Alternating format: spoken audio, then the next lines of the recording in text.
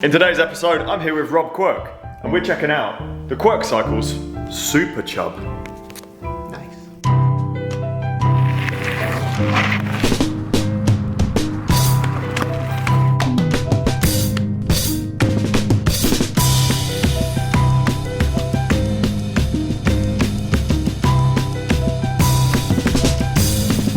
I'm Rob Quirk. I'm a frame builder based in London. I am the owner and founder of Quirk Cycles. You can see one of the bikes on the back, which we're going to be talking about today. I've been in a few of Francis's videos, but not for a while. Some of you might know me, some of you are new to Quirk Cycles.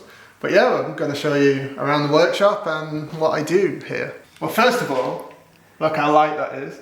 So this is the Super Chub. It's an XC mountain bike, fully built in this iteration. It comes in at 10.3 kilos without pedals. Carbon XC mountain bikes, that's what they weigh. Yeah. Expensive ones too. First of all, it's mechanical. Shifting, there's a lot of aluminium parts on there. So the crank is aluminium. The derailleur is a GX, so it's not even top of the line. So this could have been a lot lighter if I was using super premium group set. I mean, that's the first takeaway here of how light it is, and I go into why I've managed to make a steel, because yeah, it's steel, that's what I do, I build steel bikes. It's how I've made a steel XC bike as light as it is. I mean, this is the Overland 29er, and I think this frame set weighed nearly 2 kilos, whereas this one came out 200 grams lighter. One of the main reasons, as you can see, is this bit and this bit. You'll notice that these parts have been 3D printed. So the dropout and the seat cluster is 3D printed in stainless steel. These are printed by a company in New Zealand. 3D printing is a really good way of making parts which would be difficult to make through traditional techniques such as machining or casting. Casting is difficult to do. It's kind of similar to 3D printing in the shapes you can achieve, but often to get a part cast, it'd be a company in Taiwan, maybe Italy, but they're going to ask for a minimum of like 1,000 or 2,000, 3,000. Things like lugs, like in the old days, lugs were cast. So this is a cast lug, and you see like the old Italian builders like Massi, they've been building bikes for like 60 years or something, and they always have the same lugs, and that's because when they started they had to order like thousands of them. So this is why it's your signature. 3D printing can circumnavigate that, so you can make any part you want in any shape. The only downside of it is really the cost is quite high. So you can see on the dropout here, I've integrated the brake mount into the dropout. This makes it great for a builder, but also it adds structural integrity because instead of having to weld on your brake mount, which adds heat into the part, and it increases the number of times you're introducing heat, which has an effect on the lifespan of the part. You can print it all in one piece, so then the only places where it's having heat put in is where it joins to the chainstay, and I mean, you can't see it on this one. I think it's there where it joins to the seat stay. The other thing you'll notice is the skin of the frame is continuous, so the shape of the chainstay goes straight into the shape of the dropout. This has great structural integrity, so any stress that's going through the part is distributed evenly through the skin. The last mechanical advantage is because of 3D printing, you can use FEA to produce the part, so that's finite element analysis. This is what engineers will use in CADE programs. That's computer aided design.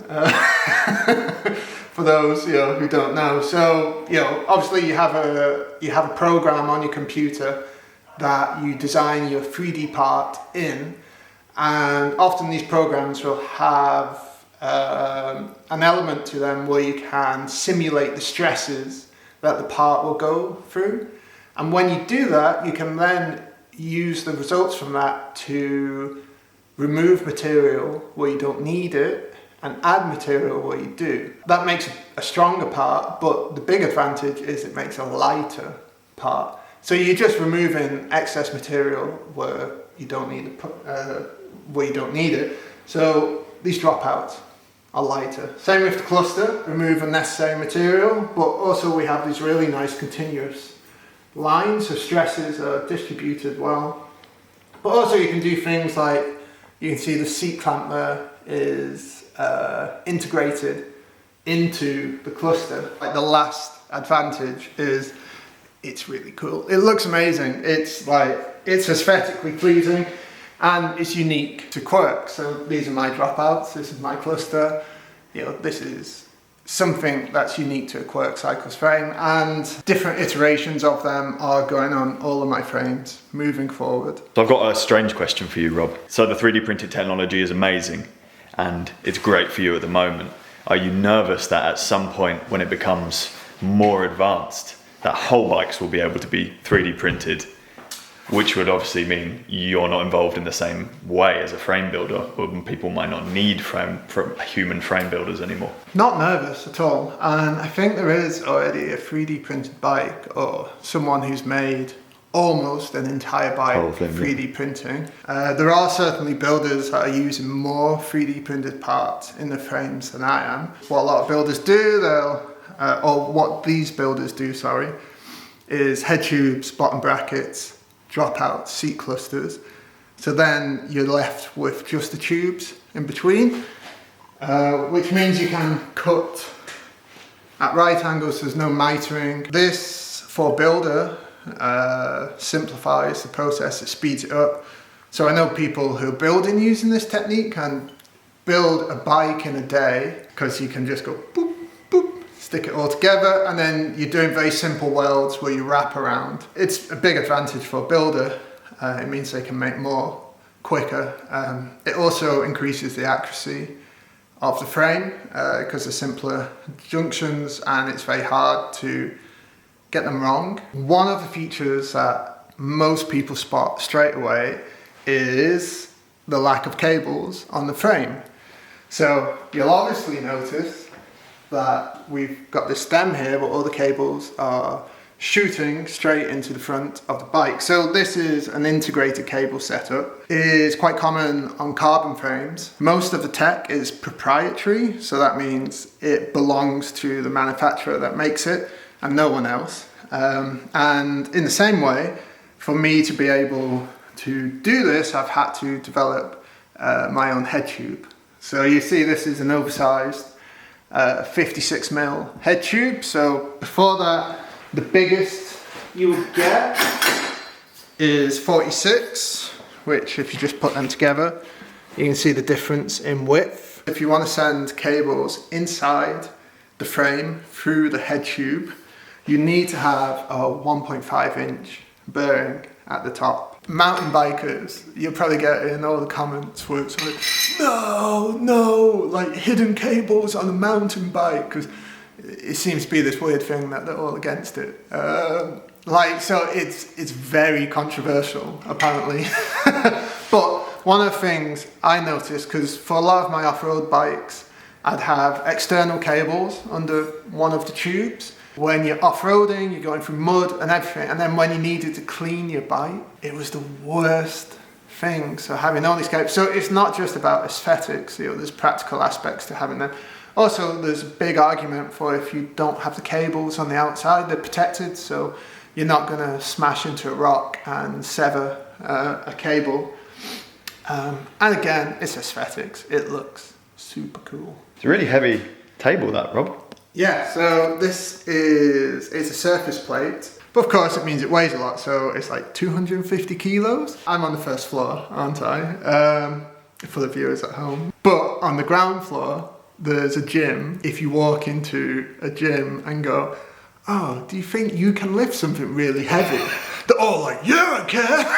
It's like, so all these like guys are like, yeah, bring it upstairs. Anodizing. So you might have noticed as we've been showing shots of the bike that all the aluminium parts have been anodized green. I did it myself. I did in-house anodizing. It literally took me a week, 2 weeks of being up till 2 in the morning anodizing these parts until I got the process right, but got there in the end. This is probably my favorite, was taking apart the derailleur, which is fiendishly difficult. We've got little carbon reservoir caps. So these are made by a German company called Hop Carbon. Really nice, you know, you can rebuild your derailleur in carbon parts, stuff like this. The carbon reservoir caps cost more than the brakes. But I saved 2 grams. So well worth it. Well worth it. I've got a bit of a reputation for doing nice paint jobs. This is actually in my house standard finish, which this is called Kinder, which actually is included in the cost of the frame that you buy from me, which is this 2-tone, you know, 2 colours split down the middle. But why use some really nice colours? I think this is from what do you call it? A Renault from the 80s. And this is actually a RAL, so you know it's reproducible in lots of different colours. But where we decided to push it a bit more, me and the painter, who's like Jack Kingston up in Hull, is we decided to try and paint as many of the parts as we could. So you can see the rocks, shocks. I said that weird. We sort of went to town, we brought the colours in from the frame, but also I think the parts that really start to stand out are things like the MV carbon, where we took off all of the paint that comes on the MV. So carbon parts are often painted black, and the reason for this is UV protection. We rawed it so you can see the layup of the carbon through there, and then we used a UV clear coat to protect the carbon from delamination. You can really see the layup of the different carbon fibres on the seat post here. Looks fantastic, mate. You should be very proud of that. Are you too scared to ride it because it's so nice? So good. So I've had this for 6 months, and I've like ridden it around the car park because it's just so nice. And there's just been in this. It's the first time I've built a bike and been scared to ride it. You know, I tell all my customers this is what you should do with your bike. So put some protection tape on it. Do this. You'll make this last longer. Don't build it.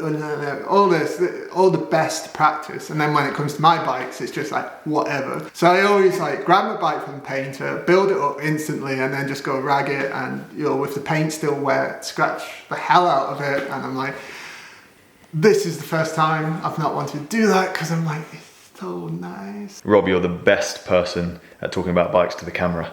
Sometimes in these bike checks, it's quite hard to talk about a bike for 8 minutes, but I find it very easy just to... It's because you know a lot of bike stuff. Yeah. How can people find more information about you? You can go on my website, which is quirkcycles.com, or you can go on my Instagram, which is instagram.com/quirkcycles. I didn't need to say instagram.com, it's just @quirkcycles. Links will be down below. If you enjoyed this video, check out my playlist on my YouTube channel, which I've put like on the home profile page thing, full of lots of other nice bikes. Why are you laughing? First take, mate, it was great.